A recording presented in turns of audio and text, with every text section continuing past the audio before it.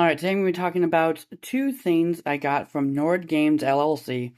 These are card decks, multiple card decks, that work together to create characters or monsters for games, writing you're doing, whatever you're going to use them for.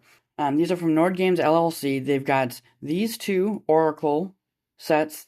There's one more Oracle set, and then another non-Oracle branded set that kind of goes with them that deal with not creating creatures or characters, but rather creating like stories, like overarching stories or small individual encounters or beats within a story. And I will be looking at those in a future video. Today I'm going to be talking about these two real quick, show you how to use them, etc., etc. And these are $50 a piece for all of them. Each one has different an amount of cards in them, and they've got little instruction booklets. Nord Games very often, it seems, does sales. So I got this last Black Friday, and that was buy one, get one for anything on the site. So I basically paid for two sets that I got all four. I know they were running another buy one, get one recently that was a little bit smaller scale. It was on featured items. So not everything in the store could you do that with, just select items at the time. But they do this pretty frequently, a few times a year. It seems like they'll do a buy one, get one. So always cool to look out for that around holidays and things like that. Just go check them out. They got a whole bunch of stuff. And yeah, so let's get into these ones right now. Alright, so this is the instruction booklet for the Oracle Character Generator. Very, very small, one-page set of instructions. And just like with any of these sorts of tools, they are guidelines. They're obviously not hard and fast, strict rules. You can use these cards however makes sense to you, however fits into your creative workflow. And, you might change it up depending on what exactly you're doing, what exactly you're trying to create, where this character is going to fit into, the game, story, whatever you're building up. So, the Oracle Character Generator is designed to help you quickly create interesting and inspiring characters for your role-playing games, novels, or simply for your own edification. It's a card deck with a simple, built-in engine that allows rapid generation of multi-layered characters with an amazing variety of potential. And this is, you're going to see that I've got a spread of stuff right here, 5 different types of cards, and that is one of the decks. So, each of these right here is its own deck that has 5 different card types in it. And we'll go over that in just a second. The character generator is split into 5 independent decks: heroes and champions, merchants and artisans, nobles and clergy, townfolks and travelers, villains and scoundrels. And each of these decks has a different theme, obviously around the type of character that they are intended to represent. And each deck is split into 5 kinds of cards: role, personality, motivation, flaw, and intrigue. And we got an example picture here, and you can see they're color-coded. So roles are red, personality purple, motivation blue, flaw green, intrigue yellow. So before use, the deck should be split into separate piles of each card type, and then draw one card from each pile in the order stated above, and read through the top lines of each card to create a basic summary of the character. For added detail, you can roll on or choose from the further options on the D4 table on each card. The code also includes a brief description of their content so you can get a better idea of the character developing before you. So, I've spread out the merchants and artisans decks here. We've got role, personality, motivation, flaw, intrigue, boom, in that order they recommend. So let's just flip one over and we'll take a look at it. Now you can see each card type has that color-coded design, and these all, and you'll see, when you look at the backs of the other decks, also are like color-coded. So this is kind of a purpley theme. We're going to have different themes, color themes on the backs of each card. So it's really easy to just kind of keep them. I'm a big fan of color coding. You guys, you might know that. I love color coding things. It's very nice. So I just enjoy the kind of design that went into this deck. So let's look at the top roll card. You can see we've got the red header right here. It's going to have a, big old bold like title right there. Little description.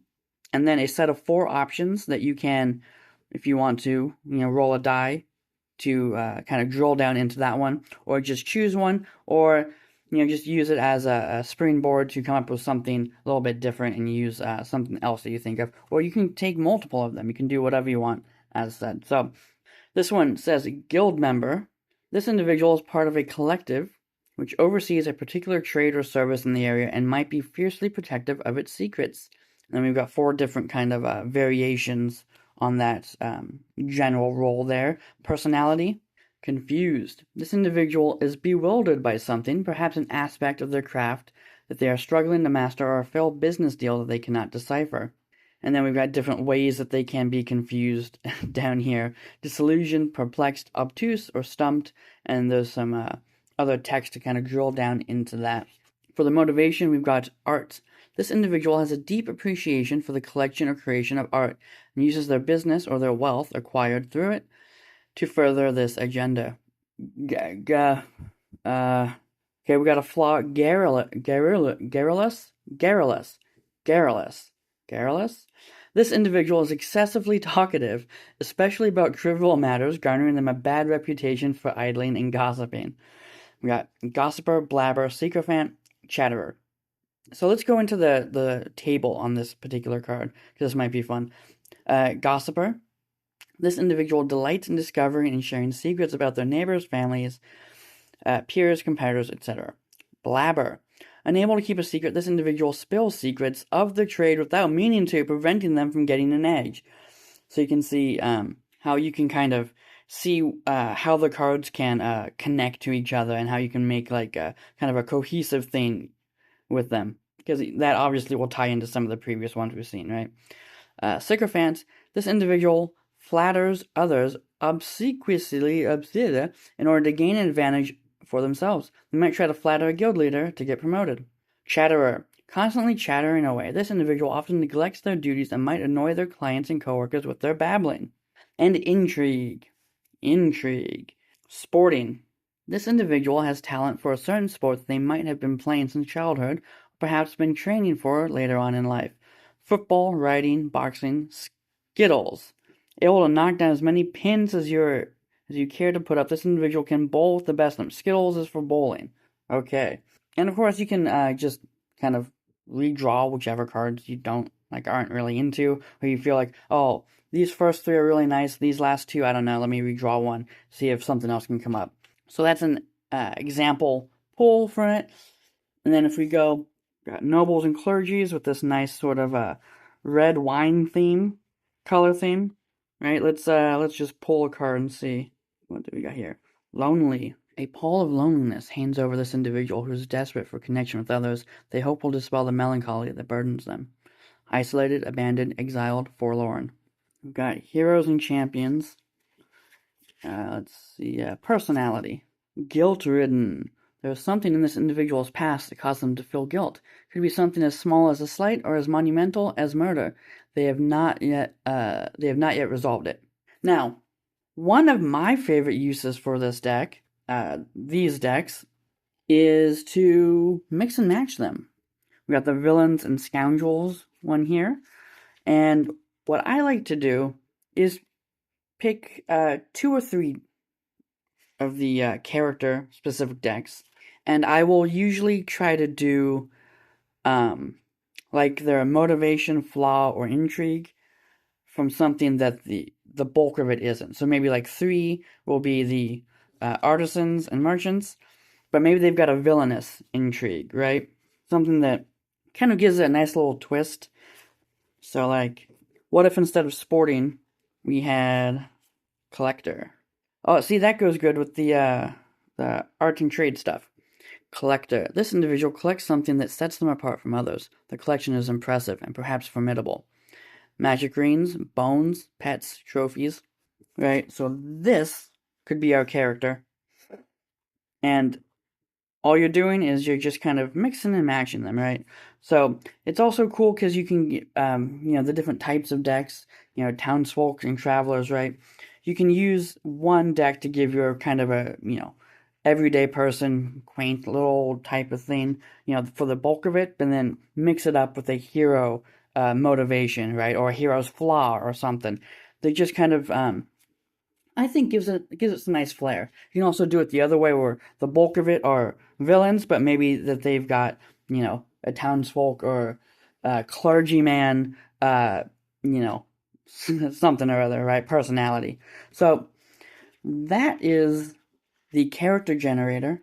And I'm going to show you next, briefly, the monster generator, which is pretty similar, as you can guess. So we'll go through that real quick. Alright, we've got the monster generator oracle deck. We got one right up here. We're going to do some flipping. We'll see what's what in just a moment. This one, same thing. Very simple, one sheet of instructions, basically. And this is one of 6 decks we got. Now, a lot of these are some of these are kind of similar to the character one. We've got Intrigue, but the rest are named differently, but they're, you can definitely see how it's like a similar type of card layout. But these are actually, the decks themselves aren't like types of monsters. The decks themselves are environments. So I've got the swamp deck laid out here that's tailored to creating a monster that might be found in a swamp environment, right? We also have a desert deck, which is cool. We got the forest deck. We got mountains. We got tundra, which is an interesting inclusion there. It's just kind of not like one of the common types of environments, I guess, that you'd like think of off the top of your head. And then we got underground, and did I say we also have waterways? Did I say that one? I don't think I did. Waterways. So very cool. And just like with the other one, you can say, give me, a bunch of swamp stuff, but let me, instead of special ability from the swamp deck, let me use it from the underground deck or the waterways deck, right, or the forest deck. So you can, kind of mix and match stuff as you want, just like with this one. And you might have to do a little bit more creative, take some creative licensing, and maybe tweak some stuff, because there might be stuff that's very specific to the environment that won't necessarily work. But, you can figure it out, you can play around, you can draw more cards until something makes sense.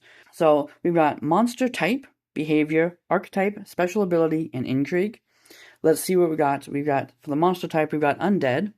Undead are once living creatures brought to a horrifying state of undeath through the practice of necromantic magic or some unholy curse. This category includes everything from walking corpses to bodiless spirits. And we've got Revenant, Ghoul, Will-O-Wisp, and Zombie as the optional kind of a specificity table down below. For the behavior, we've got wading.